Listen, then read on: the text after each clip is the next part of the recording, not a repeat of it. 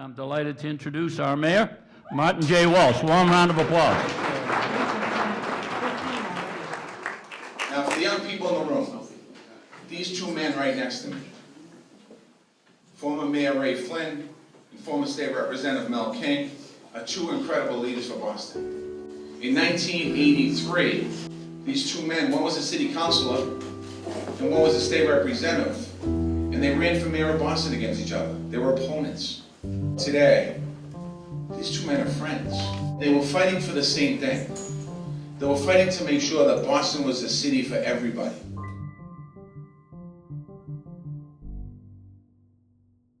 And we're here at the East Boston Harborside Community School. We've just concluded the second round, as I mentioned, with Boston's mayoral candidates. We will now be... I think it was a turning point in Boston history when the city decided it needed to turn away from the policies of the new Boston that concentrated on downtown development and turn its attention back to the neighborhoods.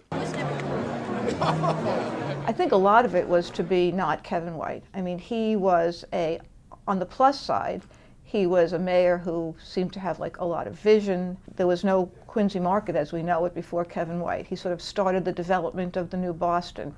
He kind of put Boston on the map, but he was seen as kind of a emperor is too strong, but he was like Kevin from heaven. He lived a high lifestyle.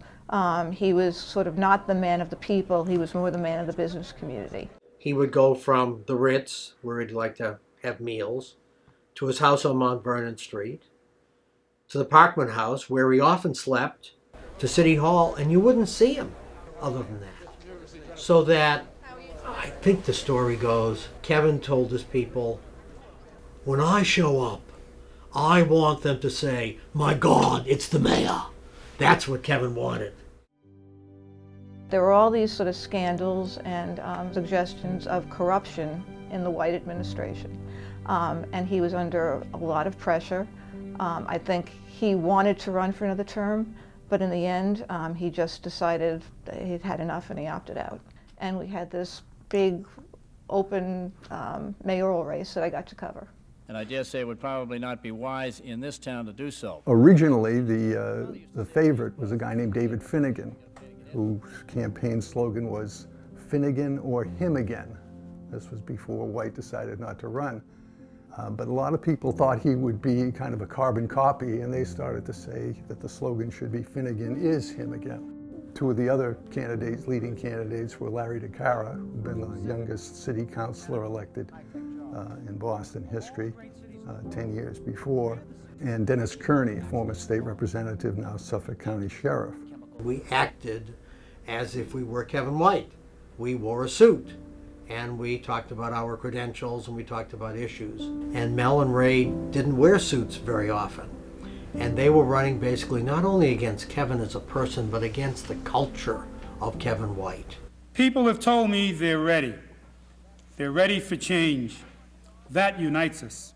If you want jobs and a mayor... The campaign focus was how do you make sure that we can make this city work for all the people and not for just some of the people. The biggest thing about '83 was, things don't change unless the people want change. A politician can't just say, we're going to change everything. The people have to want it. Change comes from the people. Mel had first run for mayor in 1979 and finished third. The head chef of community activists, as the late Jim Green wrote. He was involved and a leader in all the struggles for poor people, for tenants. Very well known, but controversial. Said things boldly and baldly, and sometimes used very heated rhetoric.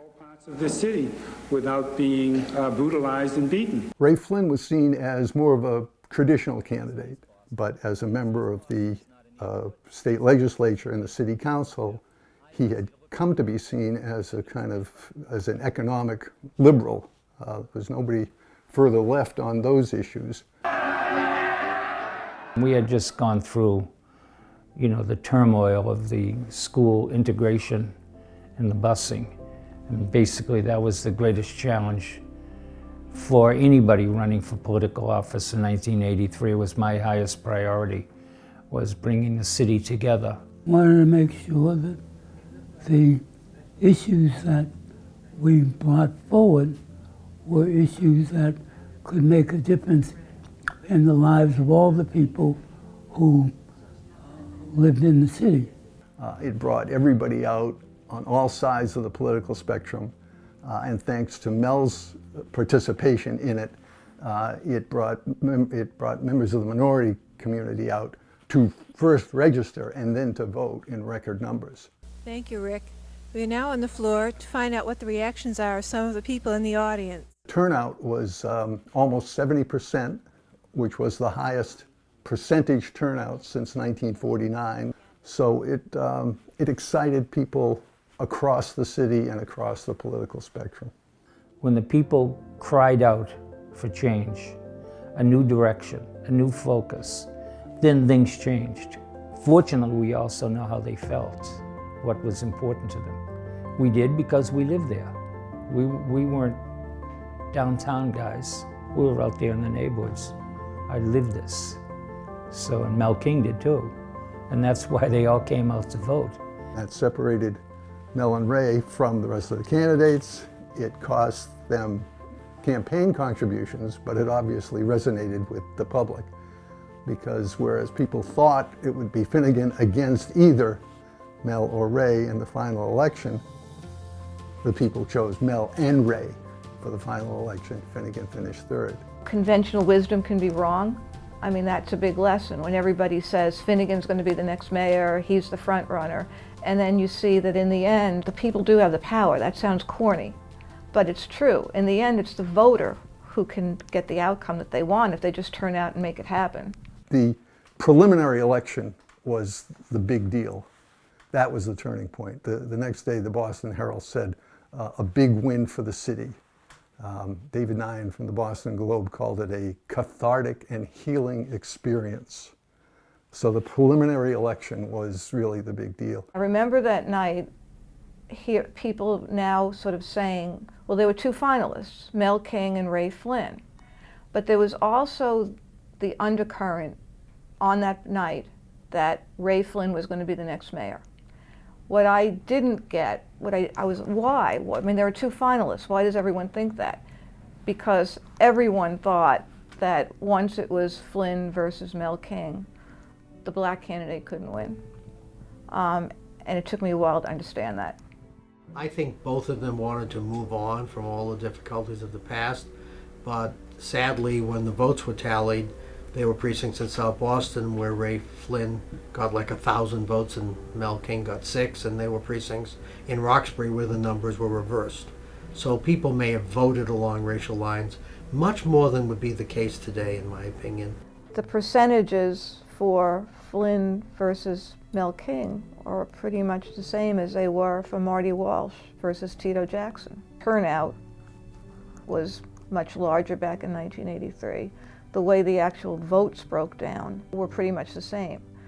That has to change in order to really bring in, I think, for Boston to get to its next stage. Campaigns made a big difference.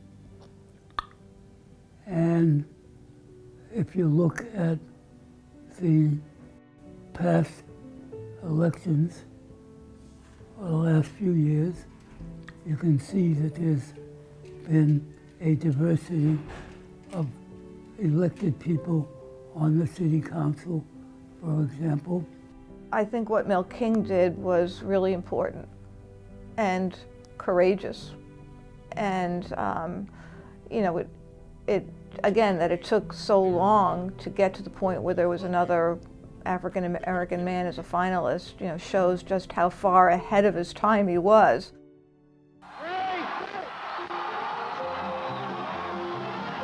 This is a News Center 5 special report.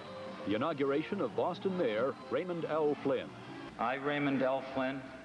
Even in the cheap seats, way up in the third balcony, they came just to say they were there. Included among them, up front, Mel King. Glad to see you there, Mel. Not here, there. I met with Mel the day after the election, and you would have thought that, you know, we're talking about everything but the election.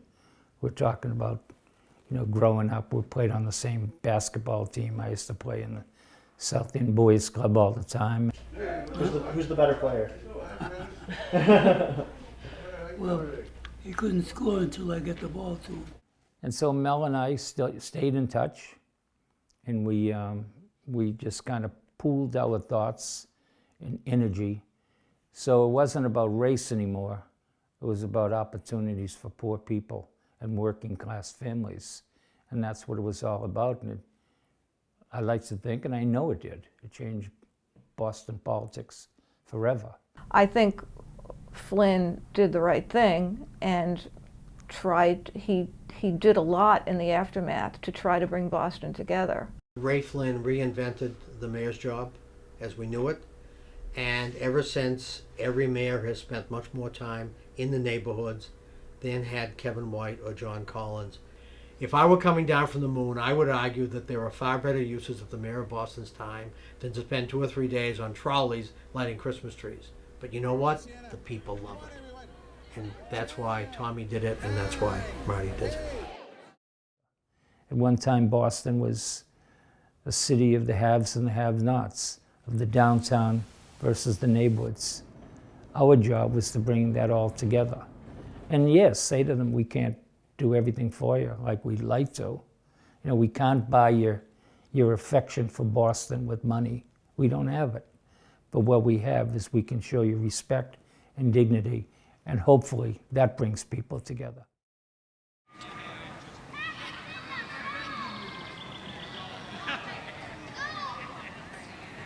We try to do little things there with, you know, getting kids school books and, you know, different resources. You know, I still coach special needs kids. I love it. Best job I ever had. I coach soccer and I coach baseball. So we try to help out in any way we can. Here at the South End Technology Center, if you look around, you can see the creations that have been made by 5-year-olds and 85-year-olds.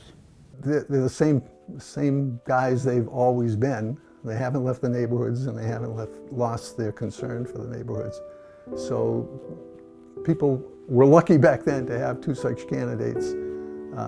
And it's been demonstrated since then that they made the right choice in picking those 2.